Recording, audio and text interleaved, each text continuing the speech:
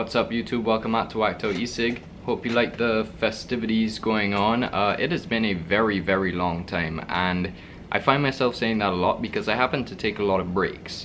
Now this one that I just took was because my university classes were going on, and that takes up a lot of time alone.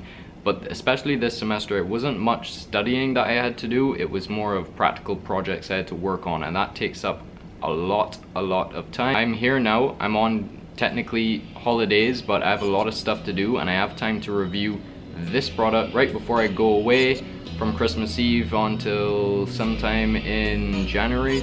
So today I am reviewing the Rock RDTA by Ivogo.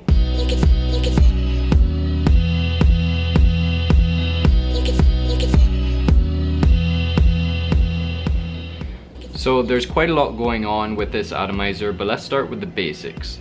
It's 24 millimeters wide, it holds about 4 milliliters of liquid, it's made for either single or dual coils, and it has a hell of a lot of airflow. If any of those things spark your interest, you may really like this because the flavor is really good and for a pretty cool reason, which you will see in a little bit. The mouthpiece that it comes with, I don't call it a drip tip because this thing is so wide.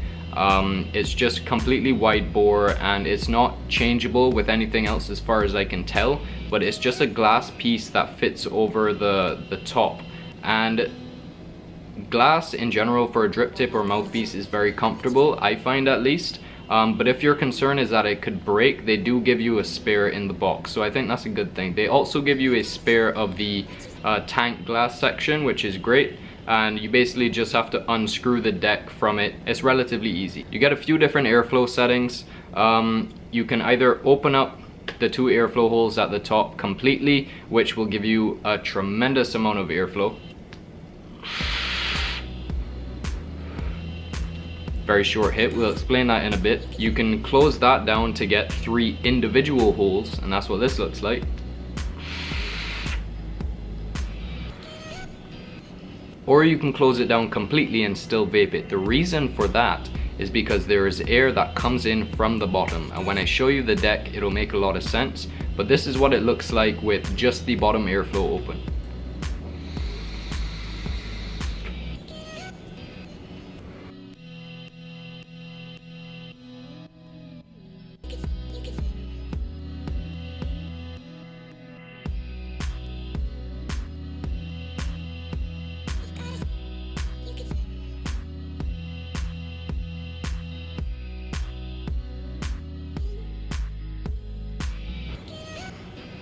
And I actually find that creates a lot of vapor at a lower power, but it also creates the best flavor. At least I've found that. I get really good flavor because the chamber is relatively reduced how I have it now with the dual coils, and the airflow just hits those coils perfectly. Opening up the deck, you're now looking at the coil I had installed previously. That was a really beefy, like staple fused nichrome Clapton or something like that. I took that out because I don't like the flavor of nichrome, but it should give you an idea of how big of a coil you can fit in there. That is a relatively small coil, or at least the deck makes it look pretty small, and that's a single one that I pulled out into the middle of the deck so that the airflow could hit it well. I'm pretty sure you could fit some really beefy coils, dual coils in there as well, and that would just be a very hot but most likely very flavorful vape.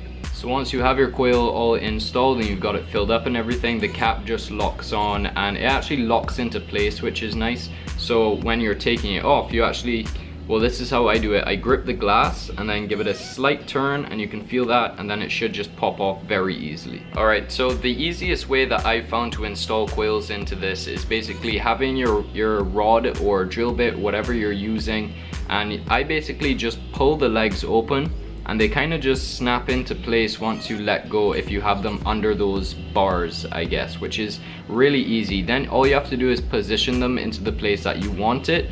And I found it very easy to also kind of cross the wires and kind of just hold your finger there. That holds the coil in place very well, and then you just screw it in and it's pretty much ready to get those little last fine-tuning budges and moves and stuff like that to get it exactly how you want it.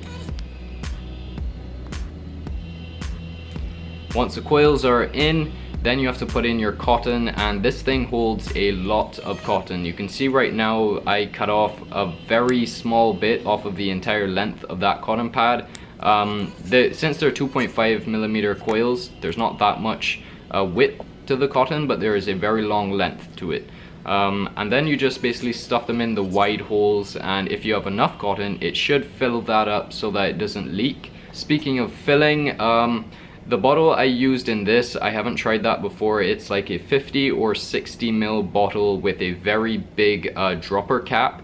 It did the job. It wasn't spitting out or anything. It's just that is a very messy dropper, and since it is a hole, it's going to drip right before you stick it in. So it's just a whole pressure thing. I found pretty much every other bottle I've used, it just sticks into there. There's a little rubber seal that kind of encloses it, and it just fills up very quickly and easily. Obviously, most of the time I just give it a wipe down anyway, just in case, and it's not that big of a deal. But these bottles, probably not the best thing to use on this time. Flavor, however, especially this one, which I haven't tried before, this is a mango and custard by Vaptasia. I highly recommend this whole line now, because trying this mango, it is very, very good.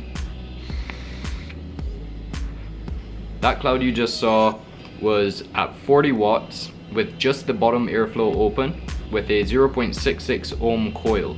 Now I can take this much higher. This mod goes up to 75 watts, so let's see how high I can take this. Right now it's at 5.14 volts. I probably wouldn't take this much above 45 with just the bottom airflow, just for the coils that I have in. That's a very, very flavorful vape. Now what I'll do is just open up the full airflow. Actually, let's start with the smaller holes and work our way up. 3 small holes all around. Let's see what this does at 45. Most likely you can hear the difference. That is, wow, very powerful vape. Now let's see what it's like completely open. This is just like breathing through it. It's basically like there's no airflow cutouts, there's just air. And that's only at 45 watts. I'm gonna take this up to 50, see how it goes. I can go higher. I'm gonna put this at 60 and then cap it off there. If you want, you can get one of these and see how high you can get it, but for me, this is getting a bit warm and I don't really need to. So as you can see, a hell of a lot of vapor and actually quite a lot of flavor. I may not be able to take that big of a hit if there was nicotine in this, but that flavor is really, really coming through. I'm a big fan of this Vaptasia. I'm also a big fan of this, but regularly how I vape it, just close off that top airflow completely or the side airflow and just use the bottom. This is the bottom at 60 watts. I really hope this doesn't dry burn.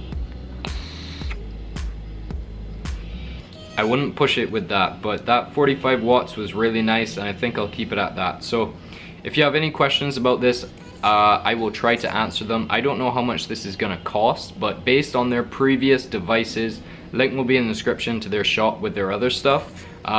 This is not gonna be expensive at all. I'm going to guess it's gonna be somewhere around 25 US maximum.